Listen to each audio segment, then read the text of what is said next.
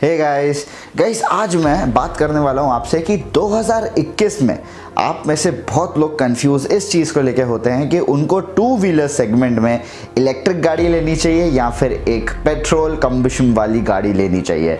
ये एक बहुत ही बड़ा कंफ्यूजन क्रिएट होता जा रहा है लोगों के माइंड में और वो लोग सही तरीके से डिसीजन नहीं ले पा रहे हैं। सो आज मैं आपको बिल्कुल क्लियर कर दूंगा कि अगर आप इलेक्ट्रिक गाड़ी लेते हैं तो आपको क्या बेनिफिट मिलने और क्या कहानी होनी है आपकी, और अगर आप पेट्रोल गाड़ी लेने हैं तो आपके साथ कितना एक्सपेंस आएगा, क्या रहेगा, दोनों के क्लियर बात करने वाले हैं आज हम इस वीडियो में। So guys, this is Varun and I welcome you all in the 154th episode of Tuesday talks. So guys, पहले तो समझते हैं कि दोनों में डिफरेंस क्या होता है। इलेक्ट्रिक गाड़ी एक बैटरी से चलती है, उसमें एक बैटरी होती है और उसमें बैटरी के थ्रू आप उसको कहीं पर भी ड्राइव कर सकते हैं।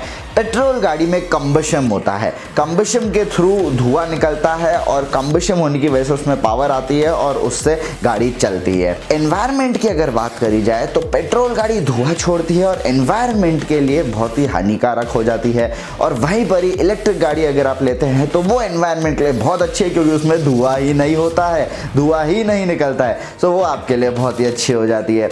जो पावर की बात करें तो आजकल इलेक्ट्रिक गाड़ियों में भी बहुत हाई पावर्ड आ गई हैं, जिसमें अगर आप पावर मोड में डाल के चलाते हैं उनको तो बहुत ही फास्ट रन करती है, एक पेट्रोल गाड़ी से भी ज़्यादा तेज। सो वो वहाँ पे भी अब एक बैलेंस क्रिएट होने लग गया है।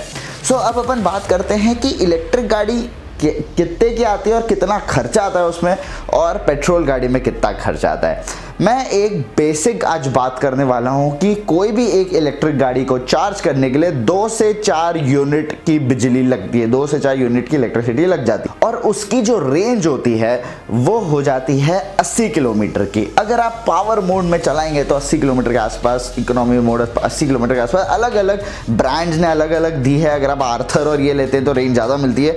तो अंडरस्टैंडिंग पर्पज़ के हिसाब से मैं 80 किलोमीटर आज पकड़ कर चलता हूँ।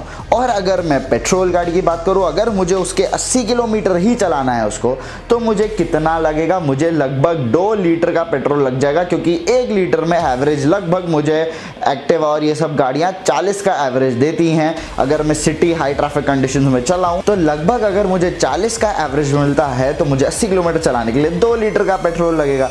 सो वहां पे 2 लीटर अपने को यूज हो रहा है और यहाँ पे एक चार्ज में 80 किलोमीटर चल रही है। अब अपन बात करते हैं कि यूनिट जो बिजली होती है उसकी कॉस्ट क्या बैठती है। अब जैसे मैं मध्य प्रदेश में हूं तो यहाँ पे लगभग 6 से 8 रुपए की बिजली की कॉस्टिंग है। आपके स्टेट में अलग हो सकती है, वो आप पता कीजिए और उसके हिसाब से जो मैं कैलकुलेशन बता रहा हूँ वो आप कीजिए। मेरे यहाँ पे मैं 6 रुपये अभी पकड़ कर चलता हूँ और मैं पकड़ के चलता हूँ कि 4 यूनिट लगते हैं एक चार्ज होने में पूरी गाड़ी को। तो अगर 6 रुपए को 4 से मल्टीप्लाई करूँ तो 24 आ जाता है, विच इज़ मुझे 80 किलोमीटर की रेंज 24 रुपए की पड़ेगी, यानी 1 किलोमीटर मुझे 30 पैसे का पड़ेगा। 30 पैसे का सिर्फ 1 किलोमीटर पड़ रहा है। और अगर मैं पेट्रोल गाड़ी की बात कर रहा हूं तो मुझे आज 100 रुपया पेट्रोल है मध्य प्रदेश में, जो मैं एस्टिमेट लेके चल रहा हूं। आपके स्टेट में कुछ और हो सकता है। तो 100 रुपये अगर मैं लूं तो 2 लीटर लग रहे हैं, तो 200 रुपये का पेट्रोल लग रहा है, और 200 रुपये के हिसाब से 80 किलोमीटर अगर गाड़ी चल रही है तो मेरा 2.5 रुपया कॉस्टिंग आई पर किलोमीटर। 2.5 रुपीज़ पर किलोमीटर इज द कॉस्ट। अब मैं एक अंदाज़न लेता हूं कि आप 50 किलोमीटर पर डे आप अपनी गाड़ी चलाते हैं। सिटी में हाई ट्रैफिक कंडीशन में आपको 50 किलोमीटर पर डे आपकी गाड़ी चलती है, तो एक साल में आपकी गाड़ी चलेगी लगभग 18,250 किलोमीटर एक साल में, which is very it's a good figure. एक साल में अगर आप 18,000 गाड़ी चला रहे हैं तो बहुत अच्छा फिगर है। सब लोग नहीं करते होंगे इतना, पर मैंने यहाँ पे थोड़ा सा हाई फिगर लिया है जो कि यूजुअली लोग कर लेते हैं जहाँ तक मैंने देखा है। सो अगर ईयरली आप 18,000 चला रहे हैं और 1 किलोमीटर की कॉस्ट 30 पैसे है इलेक्ट्रिक गाड़ी में, तो आपकी कॉस्टिंग आएगी लगभग 5,500 रुपये फॉर इलेक्ट्रिक गाड़ी, एक साल का गाड़ी को चार्ज करने का पैसा। और अगर आप वही 18,000 किलोमीटर 2.5 रुपये से लेते हैं विच इज़ पेट्रोल गाड़ी, सो आपका खर्चा आएगा 45,500 का लगभग आपका खर्चा आएगा, जो कि एक साल का रहेगा। इलेक्ट्रिक में कहाँ आपको 5,500 लग रहे हैं और कहाँ आपको 45,000 रुपये लग रहे हैं पेट्रोल गाड़ी में।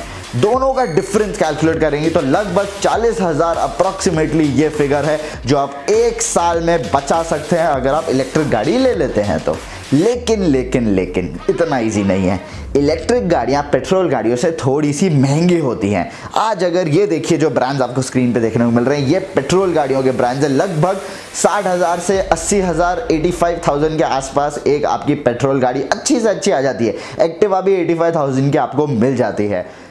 अगर मैं इलेक्ट्रिक गाड़ी की बात करूं जो कि एक्टिवा की इक्विवेलेंट होगी, मतलब उस लेवल की गाड़ी होगी, तो लगभग आपकी 80,000 से शुरुआत हो जाती है और 120 150 तक जाती है। 1,50,000 तक इलेक्ट्रिक गाड़ियां आती है। जैसे आर्थर भी 130 की आती है, so which is a very high price, जो कि एक पेट्रोल गाड़ी से कंपेयर करेंगे आप। तो अब यहाँ पे अगर आप 40,000 रुपये एक साल के बचा ले रहे हैं तो 3 साल में तो आप अपनी गाड़ी फ्री कर लेंगे।